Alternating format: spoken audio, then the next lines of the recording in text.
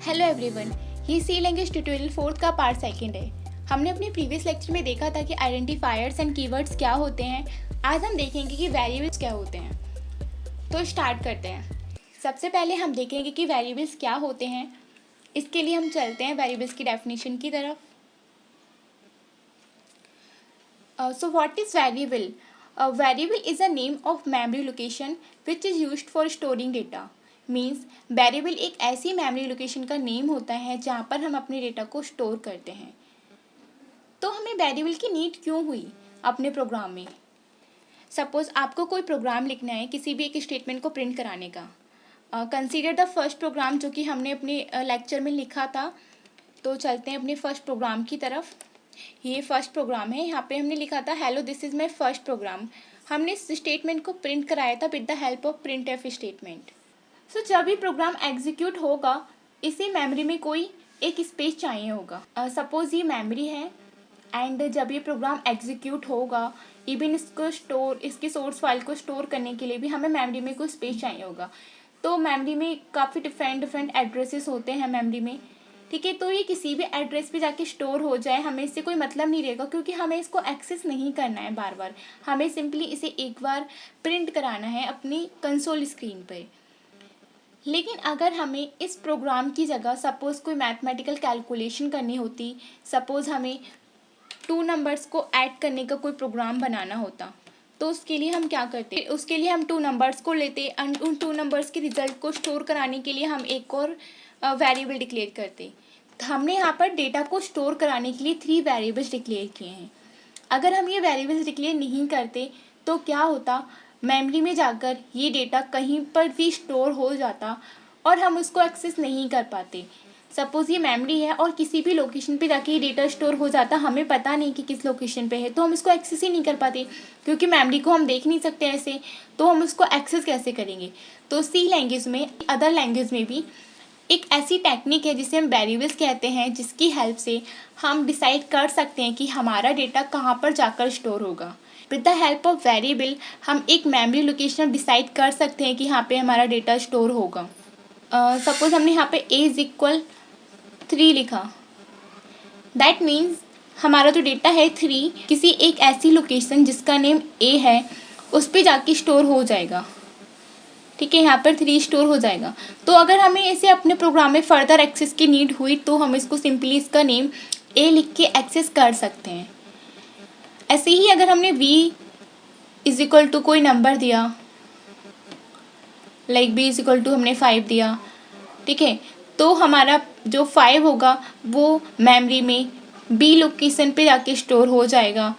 तो अगर हमें इसको एक्सेस करना हो तो हम यहाँ पे सिंपली इसका नेम लिख के इसको एक्सेस कर सकते हैं। वेरिएबल को यूज़ करने का एक फ़ायदा ये होता है कि हम इसको अपने डेटा को एक्सेस कर सकते हैं with the help of variable name, जो कि अगर हम वेरिएबल डिफाइन नहीं करें तो हम अपने डेटा को एक्सेस ही नहीं कर पाएंगे। आई होप आपको समझ में आ गया होगा कि वेरिएबल्स क्या होते हैं। एंड वेरिएबल्स चेंजेबल होते हैं, मीन्स हम इनकी वैल्यू को चेंज कर सकते हैं अपने प्रोग्राम में कभी भी। सपोज हमने यहाँ पे a इज इक्वल टू 3 दिया है, लेकिन अगर हम यहाँ पे इसको a इज इक्वल टू 3 यहाँ पे a की वैल्यू को हम चेंज करना चाहते हैं तो हम अपने प्रोग्राम में a इज इक्वल टू 5 या कुछ भी हम इसको चेंज कर सकते हैं। तो इट मीन्स कि वेरिएबल्स चेंजेबल होते हैं, ये कांस्टेंट नहीं होते। कांस्टेंट्स क्या होते हैं ये हम आने वाले लेक्चर में डिस्कस करेंगे। सो यहाँ पे हम वेरिएबल्स देख रहे हैं, तो वेरिएबल्स चेंजेबल होते हैं, हम इनको चेंज कर सकते हैं। It is a way to represent memory location through names so that it can be easily identified.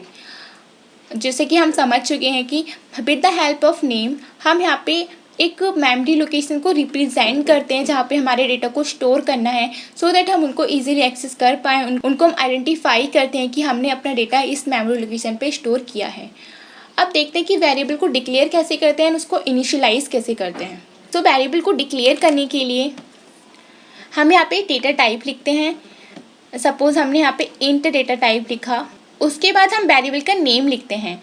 हम वेरिएबल का कोई भी नेम लिख सकते, लाइक हम यहाँ पे 2 नंबर्स को ऐड करना चाहते हैं तो उसके लिए हम इसका ऐड लिख सकते हैं, हम कुछ भी दे सकते हैं वेरिएबल्स का नेम। तो यहाँ पे हमने डेटा टाइप लिखा एंड वेरिएबल का नेम दिया। ऐसे इस तरह से हम अपने वेरिएबल को डिक्लेयर कर सकते हैं। डेटा टाइप क्या होता है ये आपको अभी समझ में नहीं आएगा, क्योंकि अभी हमने ये नहीं पढ़ा है। आने वाले लेक्चर में हम ये पढ़ेंगे कि डेटा टाइप क्या होता है, फिर आपको ये समझ में आ जाएगा। वेरिएबल्स के नेम डिक्लेयर करने की सेम रूल्स हैं जैसे कि हमने आइडेंटिफायर्स में पढ़े थे, क्योंकि हमने पढ़ा था कि आइडेंटिफायर्स नेम्स ही होते हैं, चाहे वो वेरिएबल का नेम हो, किसी फंक्शन का नेम हो, किसी एरे का नेम हो, किसी का भी नेम हो। तो यहाँ पर भी रूल्स अप्लाई होंगे वेरिएबल्स का नेम डिक्लेयर करने में भी, जैसे कि हमने आइडेंटिफायर्स में पढ़ा था कि हम यहाँ पे only upper case and lower case letters and semicolon को यूज़ कर सकते हैं, डिजिट्स को भी यूज़ कर सकते हैं, बट डिजिट्स फर्स्ट कैरेक्टर नहीं होना चाहिए डिजिट्स का। डिजिट्स बीच में आ सकती है, लास्ट में आ सकती है, लेकिन फर्स्ट कैरेक्टर डिजिट नहीं होना चाहिए। अब हम देखते हैं कि हम वेरिएबल को इनिशियलाइज कैसे करते हैं। हमें वेरिएबल को इनिशियलाइज करने की ज़रूरत क्यों पड़ती है, क्योंकि अगर हम वेरिएबल को इनिशियलाइज नहीं करेंगे तो उसमें गार्बेज वैल्यू आ जाएगी, जो कि हमारा एक कोई भी रैंडमली कोई भी रिजल्ट दे देगी, जो कि हम नहीं चाहेंगे वो भी आउटपुट हमें मिल जाएगा। तो इसके लिए हम वेरिएबल को इनिशियलाइज करते हैं। सो वेरिएबल को इनिशियलाइज करने के लिए सबसे पहले हम यहाँ पे डेटा टाइप लिखते हैं। लाइक हमने इंट लिखा, उसके बाद हम उसका नेम लिखते हैं। लाइक हमने कोई भी नेम दे दिया, इंट ए, उसको इनिशियलाइज करके उसकी वैल्यू लिख सकते हैं। So that's all about variables. आपको आई होप आपको समझ में आया होगा कि वेरिएबल्स क्या होते हैं, हम वेरिएबल्स को क्यों यूज़ करते हैं। अगर आपको समझ में आ गया हो तो वीडियो को लाइक एंड शेयर करना, चैनल को सब्सक्राइब करना। Thank you so much for watching this video.